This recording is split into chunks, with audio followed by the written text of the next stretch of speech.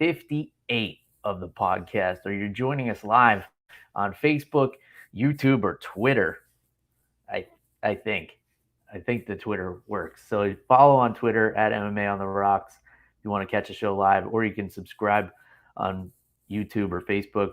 Turn the notifications on so you know when we're going live, like right now. Today's Sunday, October the 3rd. It feels weird saying October, even though it's been October for 3 days. It just feels like it shouldn't be October yet. Maybe because I'm in Florida and it's still 90 degrees. My wife was asking me if I wanted to go to a pumpkin patch today.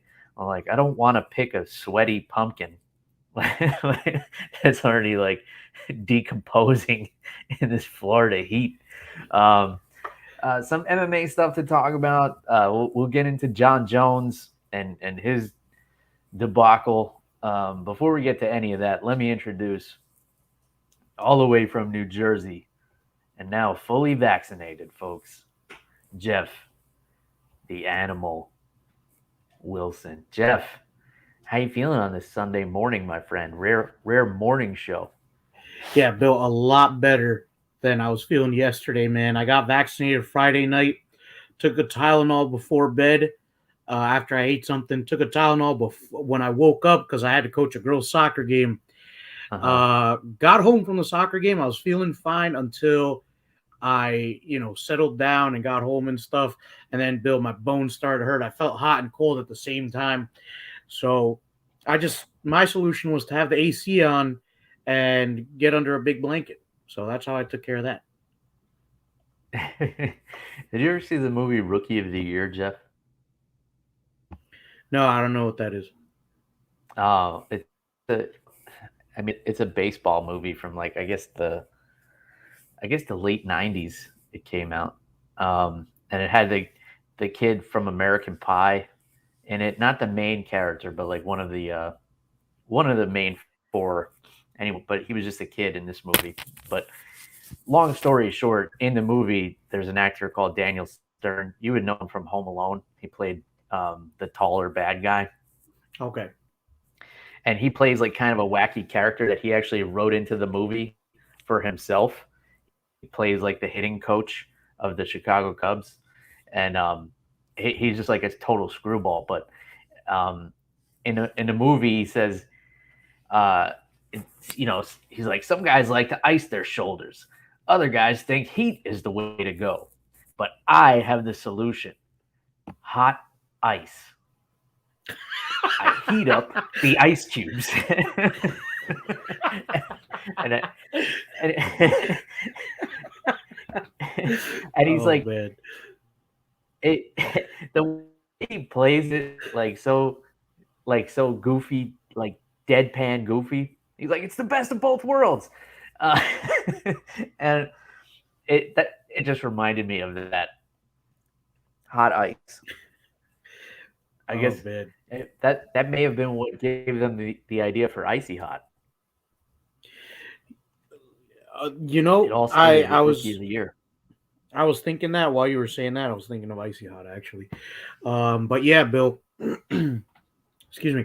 Rough schedule this last weekend. We had 5 games between the JV and varsity teams. I had to coach in 5 games in 6 days. So bit of a rough schedule, but I think, that was like the hard part of our schedule.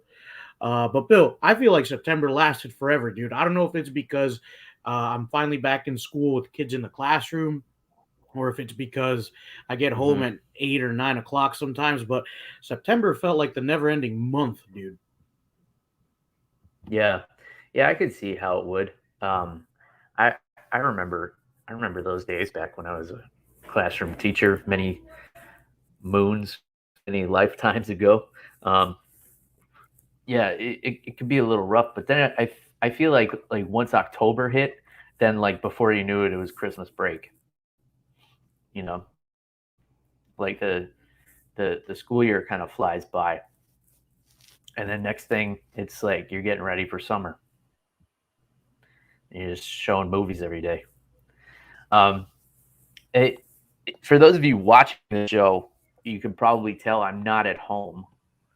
I'm in a hotel in Delray Beach, Florida. On the road again, Jeff. So what else is new? Of course, it seems like every time there's one of these early cards, I'm not able to watch it. We got Bruce Bobtrotter giving his opinion on the main event. The main event sucked ass. Oh man. All caps. Um, I, I'm not going to disagree with you, Bruce, but I'm going to try and put it a little more eloquently if I could. Um, yeah, so I'm here in Delray Beach, um, unfortunately, to attend uh, an internment service or funeral service.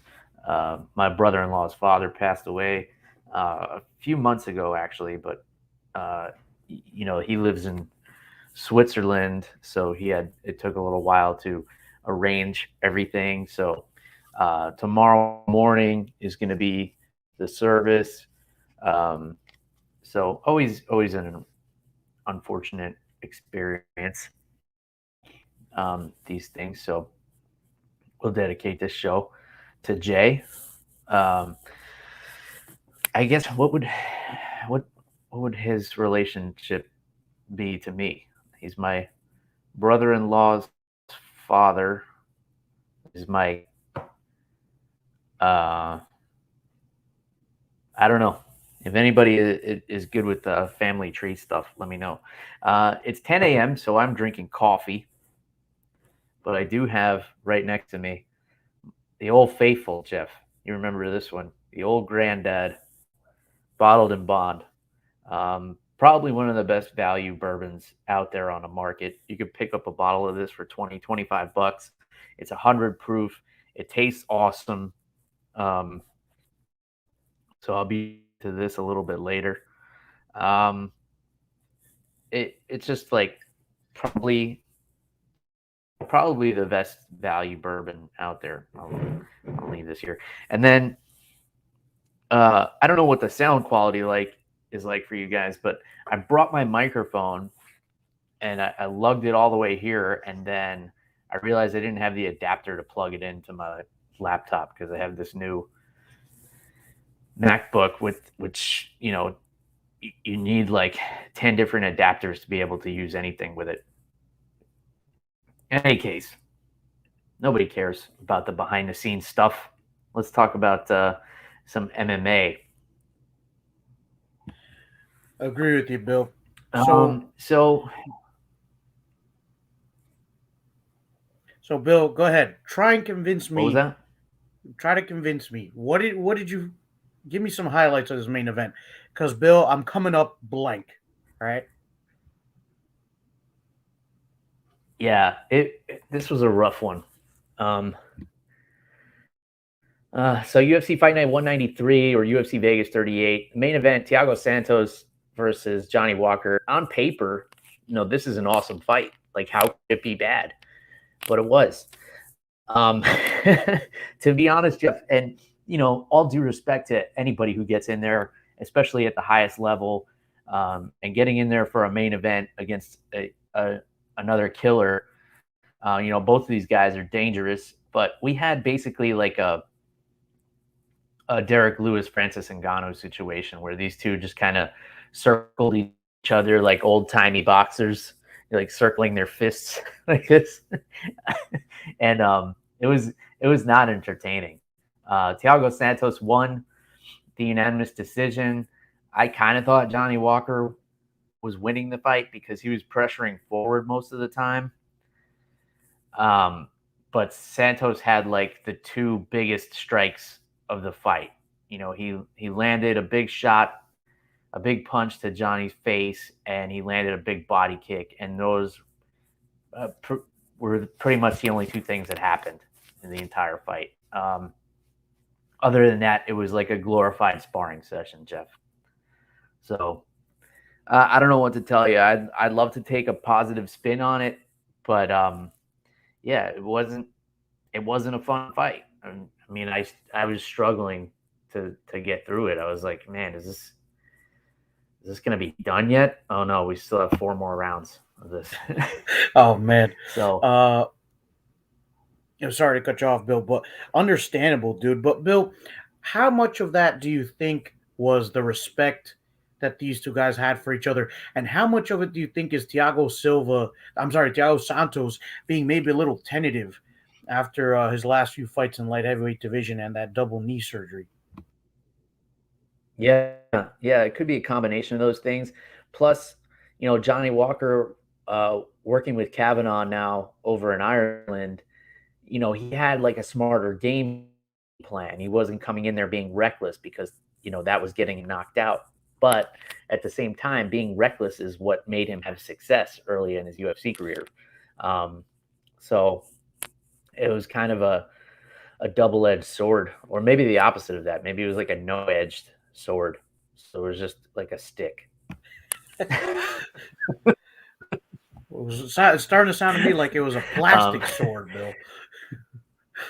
yeah, maybe it's just a toy sword, like a one of those toy pirate swords you get at Disney World for $89.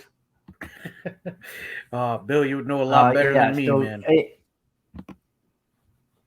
yeah, at Disney World, they're good at getting your money. Now they get the 50th anniversary going on, and I'm sure we're going to find ourselves there pretty soon, since we have our annual passes.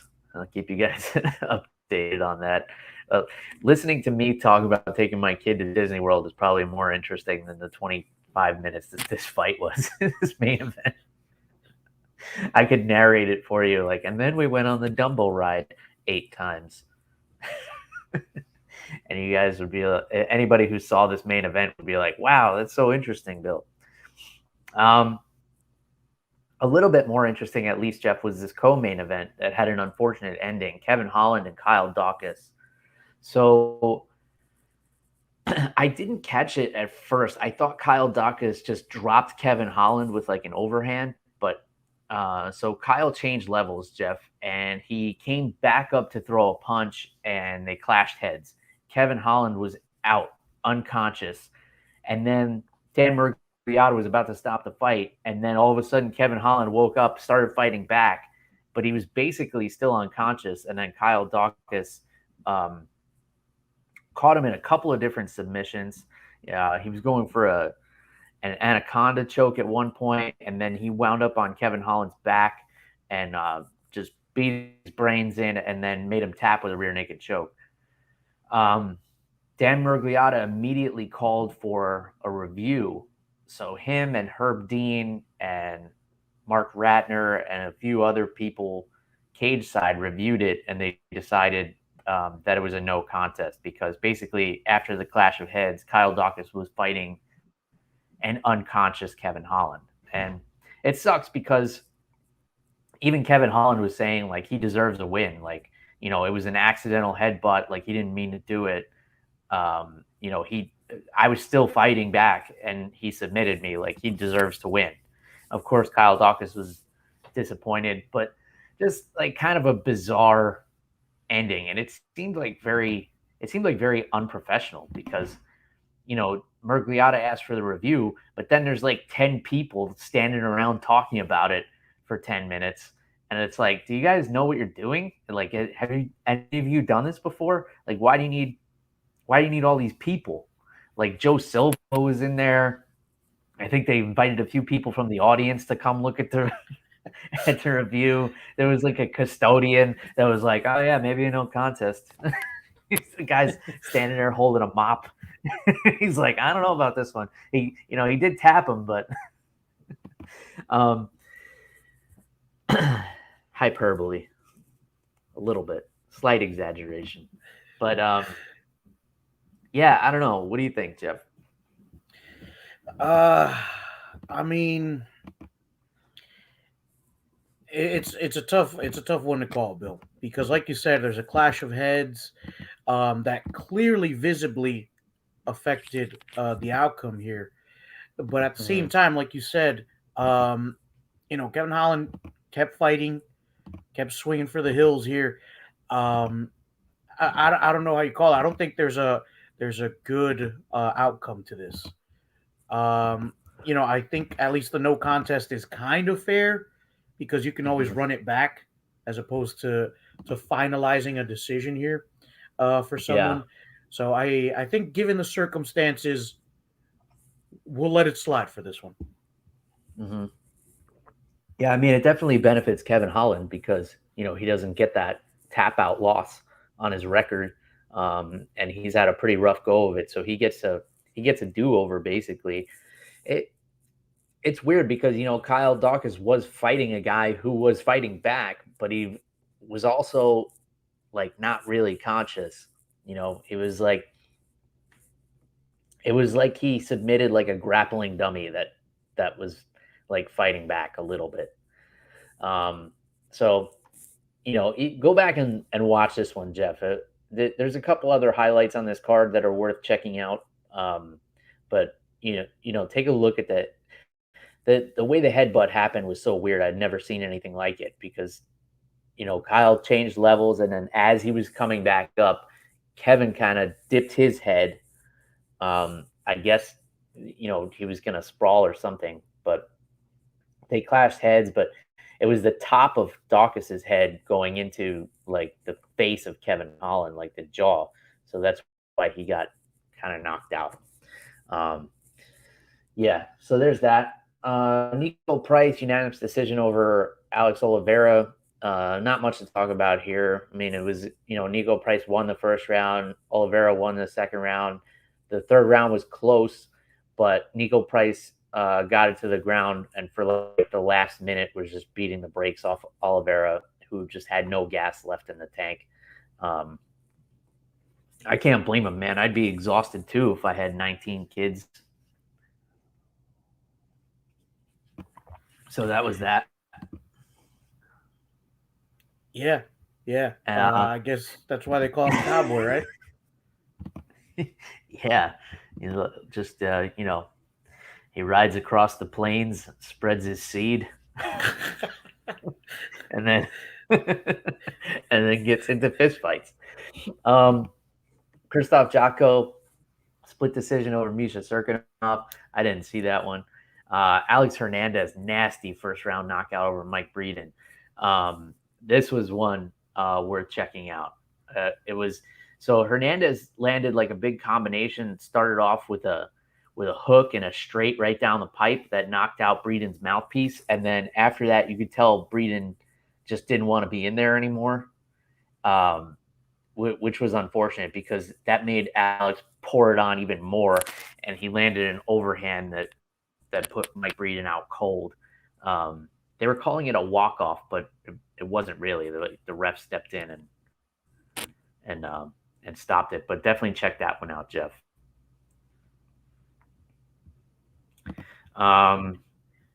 Jared Gordon split decision over Joe Solecki. Didn't watch it. Casey O'Neill battered Antonina Shevchenko. Like this, it was bad. She took her down, nice double leg off the cage, and then got on top, was dropping elbows, and then just like Donkey Konging her, just like double hammer fists until Chris Tognoni stepped in and saved Antonina. But yeah, one-sided beating here, Jeff. That one's worth watching. The highlight. Karol Rosa, unanimous decision over Bethe Correia, who then subsequently retired. I thought she was already retired, but I guess this was her retirement fight, and nobody seems to care. Congratulations, I guess. I mean, I think she's most well known for getting knocked out by Ronda Rousey in in a title fight that she was given because there was nobody else to fight Ronda Rousey at the time. But I mean, I guess congratulations, Bethe Correia, for retiring again. I still, Bill, I have a framed poster of that UFC card with Bethe Correia and Ronda Rousey on it as as the main event. So I'm really proud of that. So that's why, congratulations to Bethe Correia for retiring. That's my claim to fame. For Bethe Correia. That's your claim to fame, having having a poster of famous people is your claim to fame. Yeah. But not only that, Bill. That's my highlight reel of Bethe Correia's fighting career. Is having a picture of I her think it's most people's because I think it was before MMA getting Junkie knocked out. they put out an article like, "What's your best Bethe Correia memory?" And it's like she got knocked out by Ronda out, maybe getting knocked out by Holly Holm. I don't That know. happened. I don't even remember her fighting Holly Holm. I think so. I don't remember. I, I honestly don't remember anything about her after the Ronda Rousey fight or before. yeah. You know? Like she could have retired right after that. I wouldn't have known. Yeah, Bill, it's hard to argue with that logic.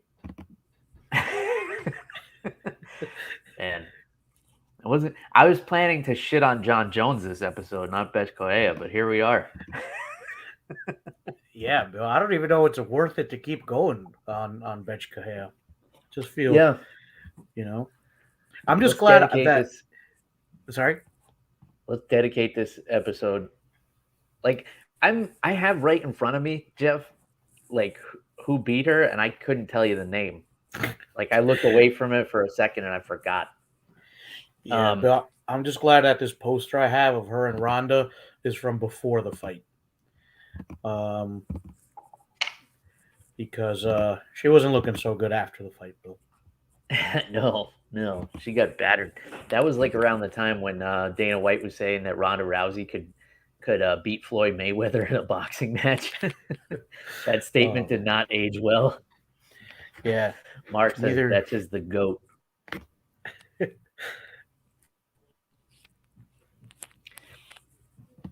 GOAT, the most forgettable of all time. I've met a lot of goats in my lifetime, Jeff. None of them were very memorable. They're all pretty much the same. They'll eat those crumbs that you buy out of the machine for 25 cents, and sometimes they'll stand on something really high. Bill, I did feel bad for that one goat we saw when we went apple picking because his horn was growing like into the back of his head. Oh, okay. So maybe some goats are memorable, but most of them are they're pretty generic animals. Jamie, big come from behind victory, knocked out Devonte Smith in the second round. So Mullarkey lost the first round badly, and then comes back, and he was throwing some heavy shots on Devonte Smith. Had him up against the cage, and he was just winging punches, like not great technique, but just slamming them in there. And got the job done, put him down, and Dan Miragliotta had to step in and get him out of there. Then probably one of the nastiest KOs of the night, Douglas Silva Andrade knocking out Gaetano Pirrello in the first round. This was he just starched him. That was a good one. And then Stephanie Egger, second round TKO. Via elbows over Shanna Young, and then Alejandro Perez submitted Johnny Eduardo with like a scarf hold armbar. Jeff, it was actually pretty slick. The only thing I didn't like about this is that after Chris Tognoni stopped the fight when Eduardo tapped, Alejandro Perez kept him locked up in the armbar while he was like pointing up at the sky. I don't know if like the sky was falling or if he was thanking God for giving him the ability to break another man's arm. I don't know what was going on there, but he basically had Eduardo's arm tangled up in his legs. It's a nasty arm bar because it's two legs against one arm. Like there's no way to defend it, and the rest of his body was pinned to the canvas. I can't do it justice. You're gonna have to go back and watch this one, Jeff. I think you would appreciate the submission. But yeah, I did not like the fact that he stopped to celebrate while he still had the dude's arm tangled up after the fight was stopped. That was a pretty shitty move. And that was it. That was a card. It actually wasn't a bad card. Like there were some great moments, mostly on the prelims. A lot of great finishes. If I had to give you a couple to go back and watch, definitely watch the Kevin Holland, Kyle Daukaus, just because of how weird it was. The Antonina Shevchenko beatdown from Casey O'Neill. Watch the highlight of Jamie Mullarkey's finish. The Silva de Andrade knockout. That fight was only 2 minutes long, and check out that submission from Alejandro Perez. Um, Other than that, the main card was pretty lackluster, and of course, Aspen Ladd was meant to be on this card. Jeff, I don't know if you saw that, but Yeah, she what had happened another with that? scary incident where she was trying to make weight and like basically passed out on the scale again. So they would not clear her to fight.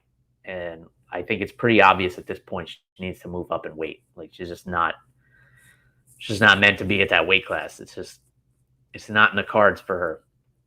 So unfortunate because Aspen Ladd is you know she's a serious talent, but just not very talented at cutting weight or realizing which weight class she should be in.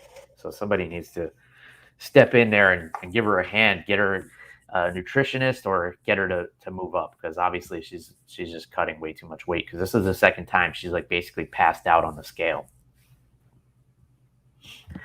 Um, you want to take a look at next week's card, Jeff, which Bruce says, are you pricks looking forward to the worst main event in UFC history?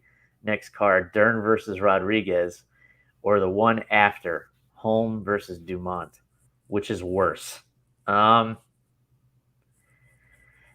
I can see why they would put Mackenzie Dern in a main event over Holly Holm. Like I don't understand why the UFC keeps pushing Holly Holm down our throats.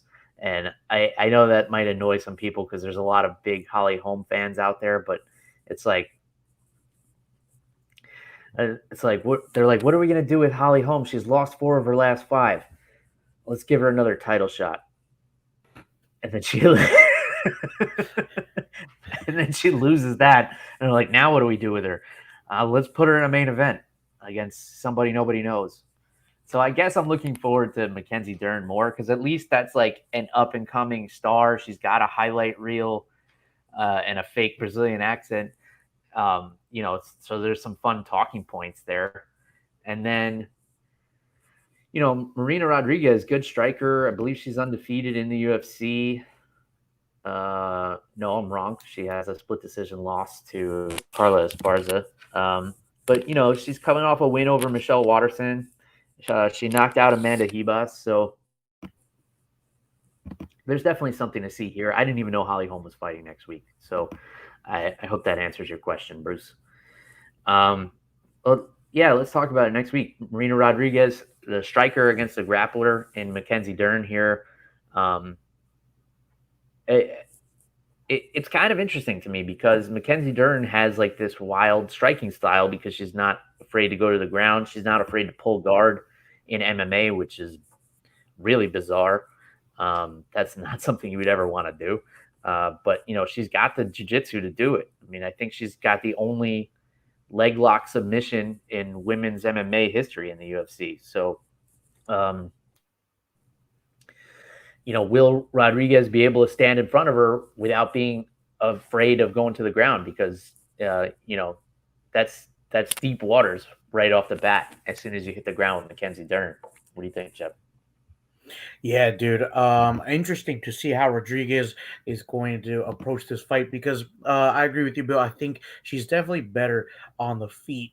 So going to the ground should not be an option, dude. Dern is just way too dangerous there.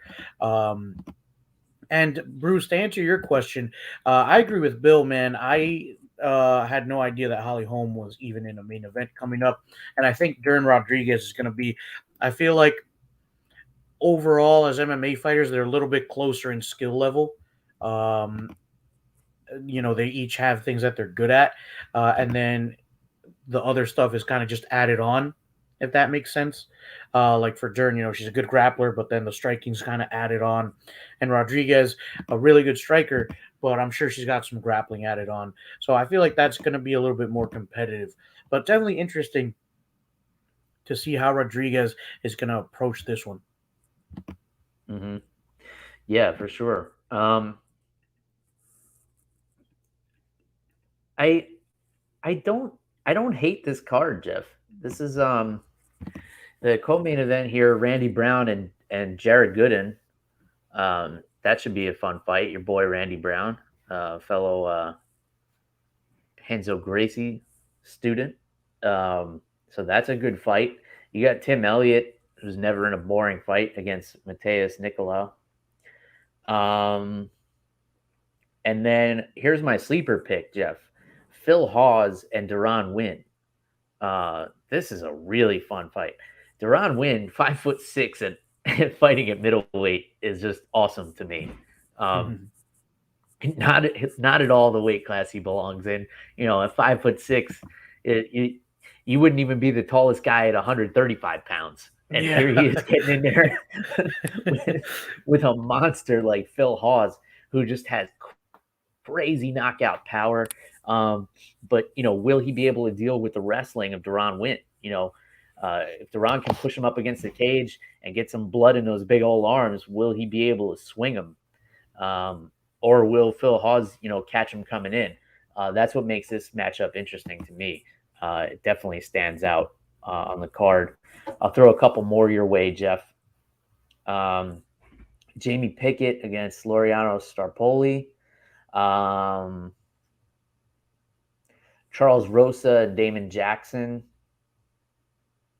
And yeah, that's pretty much it. But I'm not recognizing a lot of the names on here, to be honest. But those are usually the cards that surprise you, because those are the people, they want you to know who they are. So they're going to go out there and try to make an impression. So that's why I tend to look forward.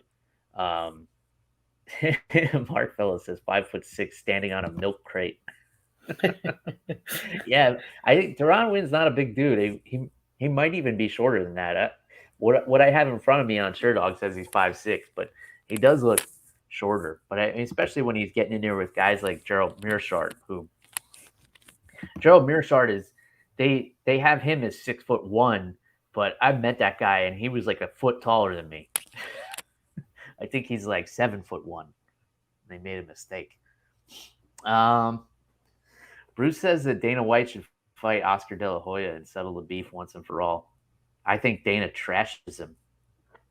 Yeah, dude. Dana White's a big dude, man. Yeah.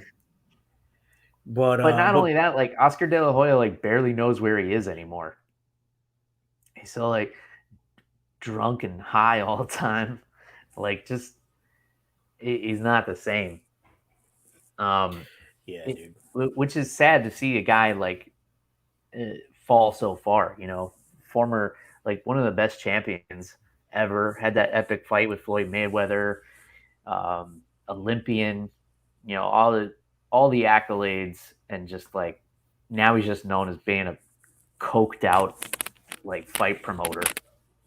Sad. Yeah. But I wanted to make the transition right there. Like speaking of trash legacies, let's talk about Jon Jones. Let's do it. All right. So you done previewing this card next week? Yeah, it looks pretty awesome. I'm excited for that Hawes Wynn fight. Like you said, Hawes got a lot of power, but Wynn can grapple, man. He's like a DC at middleweight, is how I look at him. So I can't wait. Yeah, I believe they're buddies too. So like DC is what is DC? He's like 5'10". Yeah, something fighting like at heavyweight. Crazy if you think about it. But Bill, you said, what's up? Yeah. Go ahead.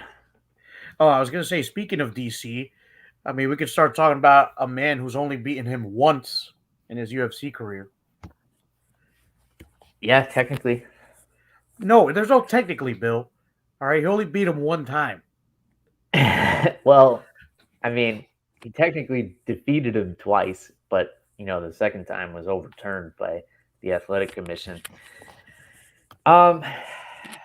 This is tough for me, Jeff, because like as far as in the cage goes, I know you disagree.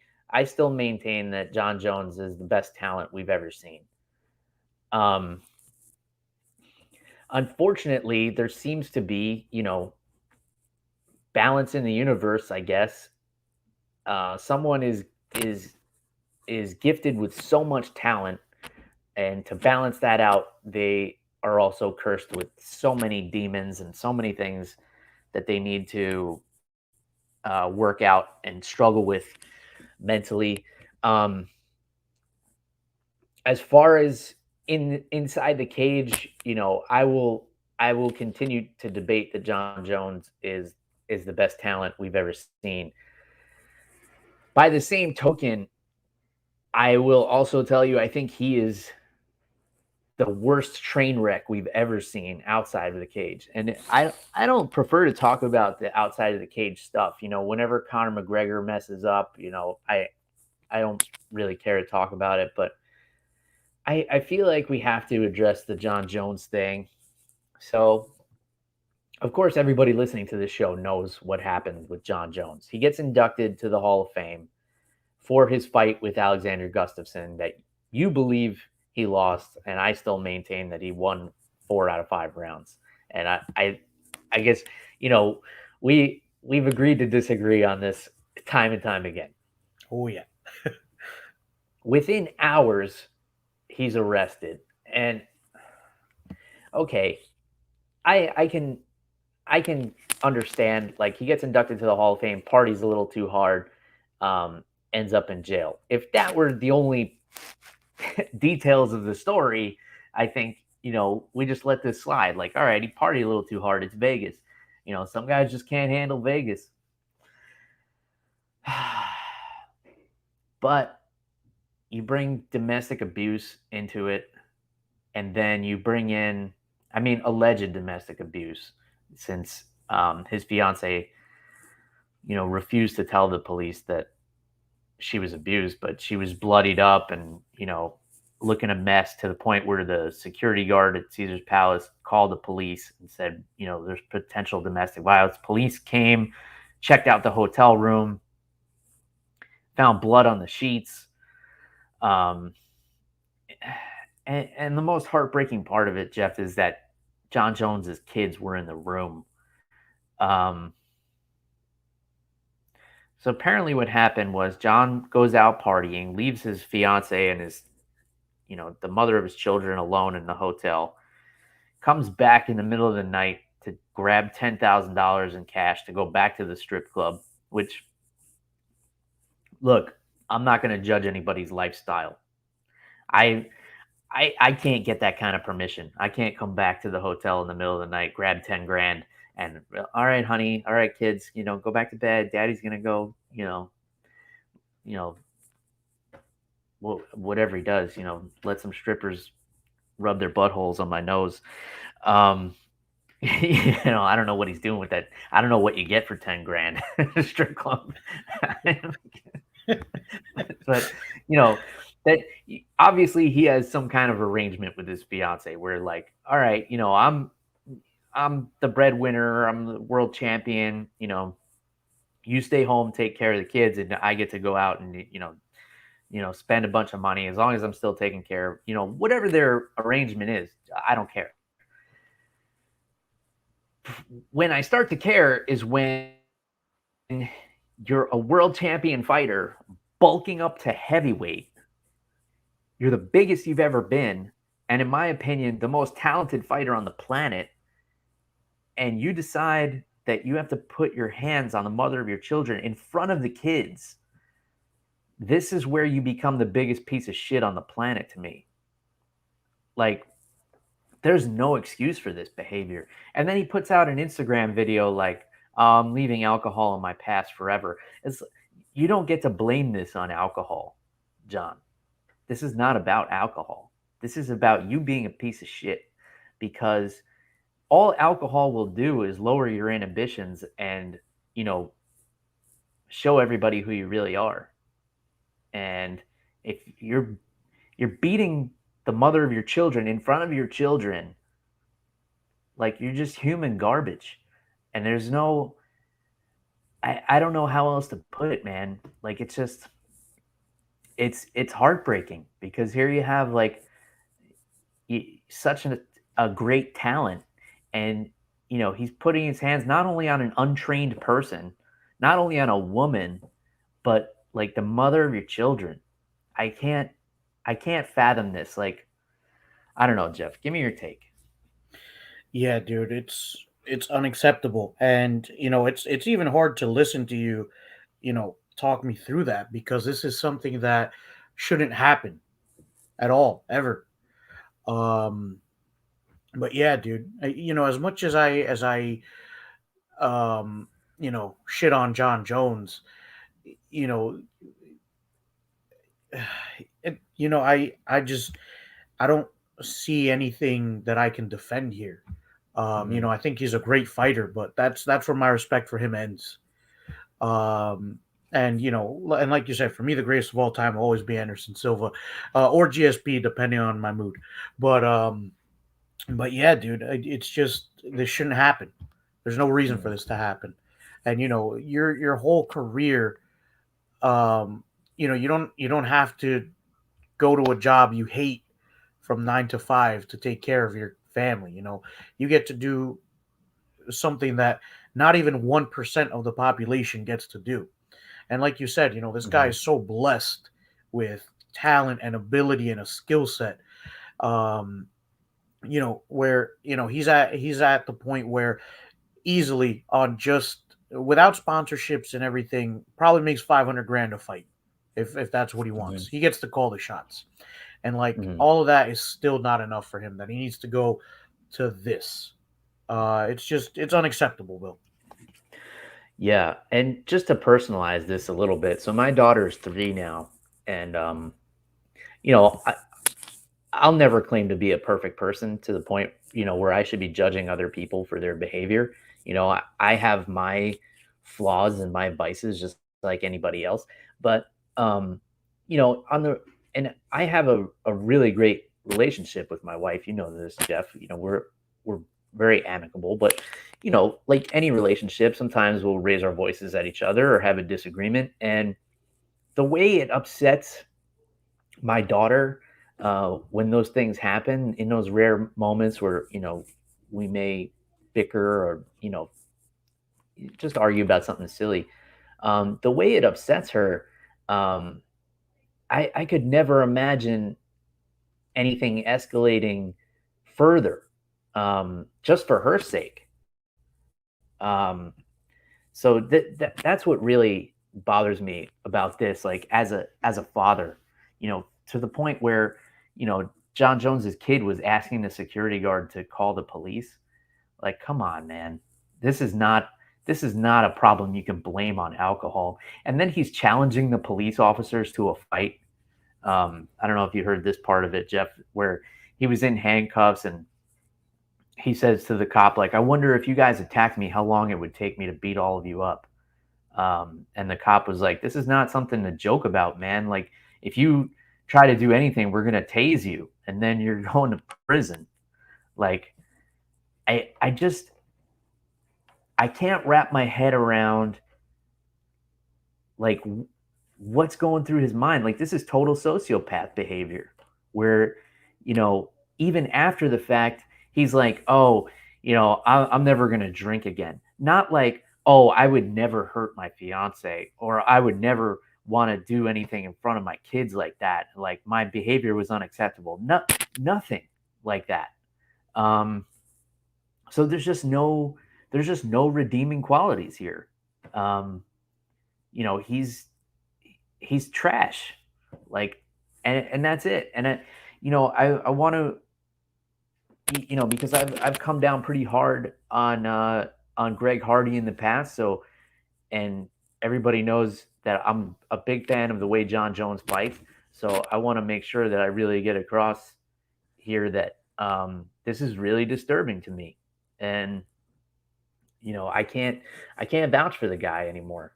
Um, especially with the things in the past, and just seems like he's never going to learn his lesson until he gets himself killed or he gets put in prison for the rest of his life. It just seems like that's the path we're headed down, and it's like he never has remorse for anything. The guy gets caught with steroids, and they have to move the entire venue of a fight just so he can participate in the last Gustafson fight, and he's just like, yeah, I'm Jon Jones. Like, the world has to bow down to me, and like everybody has to um, adjust their lives to suit me. Um, and that's just not the kind of thing that I can vibe with. That's just not the kind of person that people. This guy is a hero for like kids. Who watched him fight, watch him win championships. They have posters of him on their wall and things like that. And then you come out and do shit like this, and everybody realizes that you're just a piece of shit human. Um, and I hope everybody's keeping this same energy, especially the people who were kind of lobbying him to get more money to fight Francis Ngannou. Imagine you put a heavyweight championship around this guy's waist and give him more money. Imagine like the destruction you're going to get. So what's the solution, Jeff? A lot of people are calling for Dana White to cut him. I happen to disagree. I think, keep him under contract and just don't let him work, I think is a better solution. He's in his early 30s. He's going to be leaving his prime real soon. So if you cut him, he goes, to one championship or whoever Bellator, whoever's going to give him the biggest payday. And, he's going to continue to fight and be successful. If you keep him under contract, you keep him unemployed. He's got no revenue right now. And he forfeited his championship. So, and Bruce makes a good point that, that the headlines actually help the UFC. So if you're a promoter, you like wag your finger at him like, no, Jon, that's wrong. And then meanwhile, you're like, look how many views we're getting. That's just the way the business works. I understand that. And that's a good point. And, when he finally does get a fight, a lot of people will be like, oh, I hope Francis Ngannou teaches him a lesson. I'm not one of those people. I don't think he's going to learn his lesson getting his ass kicked. Like, that's just not how it works. Like, he'll just make an excuse and convince himself that it was a fluke. But yeah, I say keep him under contract and just put him on the bench until he gets so iced out that like, but then at the same time, you got Jon Jones with nothing to do. That's a dangerous Jon Jones for the people around him. I'm concerned for his family right now.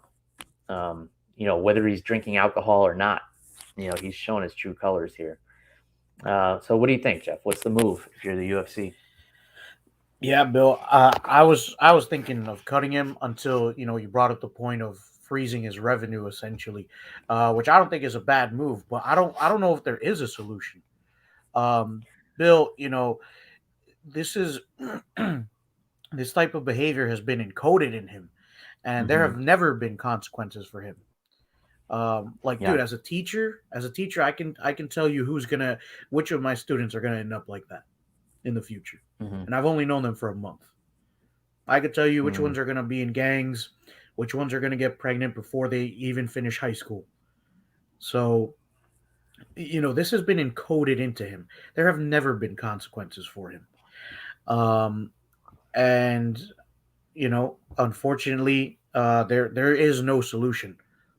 What you said I think is great, but Jon Jones wouldn't learn anything from it. Yeah, and I mean, me, Jeff. I've been the biggest defender of Jon Jones, in terms of his fighting legacy. But the way he's going to be remembered now is just at best a shitty person. Nobody's going to talk about. When you talk about Jon Jones, you're going to talk about all the shitty things he's done. Not becoming the youngest UFC champion, not like the slew of legends that he beat. It's going to be, the drugs, the alcohol, the domestic violence, the hit and run. Go on down the list. 6 arrests since his time in the UFC. Like, obviously something is not clicking for this man. Like something is not right in his brain, that he behaves this way. And you get some people who still want to put more money in his pocket to fight Francis Ngannou or whatever the case. I say keep him under contract and don't let him fight. Just keep brushing him off. Um, and I think that's the punishment, because if you cut him, you're basically handing him over while he's hot with a lot of headlines to a competitor. He's going to get a payday. He's going to get people who are going to watch him fight regardless. Yeah, it's a really unfortunate situation, and kind of a bummer to talk about, but I felt like we needed to address it. So there you have it. And it's 11 a.m. and I feel like I need a drink now. So I guess we could start to wrap this up. Do you have anything positive we can end the show on here, Jeff? It's finally October. So Bill, like you said, school year is gonna speed up a little bit, and specifically, like I feel like that November is where it really starts to, where because the holidays are hitting us like back to back to back, basically. And Bill, I'm in a good mood. Just because I'm starting to think about how the soccer season it lightens up for us a little bit. Our games are a little bit more spread out, and like I said, man, I'm lucky we don't have any wins yet on the JV side, but I got a great group of girls. Bill, the other day we found somebody's purse, and giving it back to the owner. She was so grateful and so happy. She wanted to buy the team ice cream. I was like, I'll buy the team ice cream. You don't worry about it. That's But awesome. yeah. So it was a really nice gesture. She was super grateful. I mean, we found some money and it looked like some medications in there. So we were really happy to get it back to her because she definitely needed it back. Yeah, that's the important thing to remember, is that, you know, there's only a handful of Jon Joneses. There's still a lot of good people out there. So it's good to hear things like that. I always like to keep things on the positive side. So it bothers me to even, talk about something so negative. But yeah, I'm glad to hear you got a good group of girls. They have a great coach at the helm. So Sometimes when I don't lose it on them. yeah, but your heart and your head are in the right place. Um, yeah, so if you guys want to represent the show, of course, you can pick up some merchandise. Our friends at Team Reaper, reaper1.co is the website. I'll put the link in the show notes as always. Use the promo code MMA Rocks 10, save yourself 10% on our t-shirts, hoodies, and tank tops, or you could buy anything else on the website, and the promo code will be good for you as well. Yeah, fun fights on the horizon. We got a lot of cool things going on in MMA that don't involve um, any negativity. So that's always a good thing. And we're always looking for you guys to reach out. I appreciate all the comments, all the shares, all the feedback, even the criticism. I've got a thick skin. I can handle some criticism. Yeah. Anything else you want to get off your chest, Jeff? um, Bill, it's your birthday month, so I'm excited. I unfortunately cannot be there because I'm pretty sure we have a game that week. But Bill, I'm excited. I know you and the wife got some fun plans. Yeah, I'm sure she'll. So it's irrelevant that it's my birthday, because my wife's birthday is 2 days beforehand. So it's her birthday month. I'm just kind of like existing in it. Uh, that's the way that goes. Um, yeah, I'm sure she's got tons of fun things planned for us. Probably Disney World, 3 weeks in a row.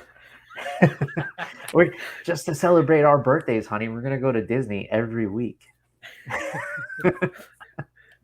um, yeah, so that'll be cool. Yeah, so I guess that's it. If you guys want to get a hold of Jeff, you can reach him at animal_Wilson, Twitter and Instagram. You guys know how to get a hold of me. It's at MMA on the Rocks everywhere on social media. And that's all we got. So until next time, cheers, everybody. Bye.